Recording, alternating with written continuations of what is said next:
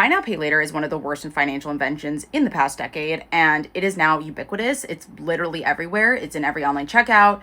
There's ads everywhere. It's in every app. Now, a lot of these services are offering physical cards. And I think a lot of people respond and say, oh, well, you just don't have to do it if you don't want to do it. But I talk about money psychology all the time, and I don't think people realize how much external forces impact their financial decisions. So much of our money decisions are made almost on autopilot, and they're often just sneakily guided by these forces that we don't even realize are impacting us. And buy now, pay later takes perfect advantage of those psychological effects and often pushes people to buy things they don't need, spend more money than they intended to, and then be in debt. There is something called mental accounting, which is the way our brains kind of process different types of money. And when something is broken down into smaller pieces, it looks more manageable than that lump sum, right? That's the kind of tendency that buy now, pay later takes advantage of.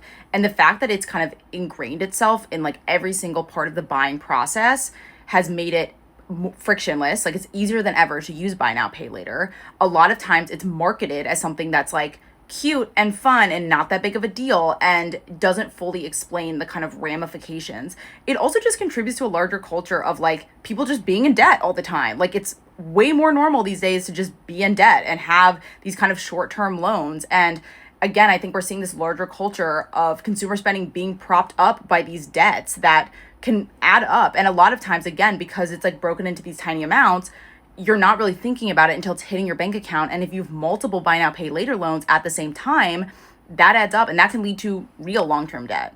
And also this contributes to this idea of transience in our culture and how so much of consumerism is just buying things and discarding them and not really owning things over the long term. Because before, debt was something that you used to buy a huge item, like a house or even a car.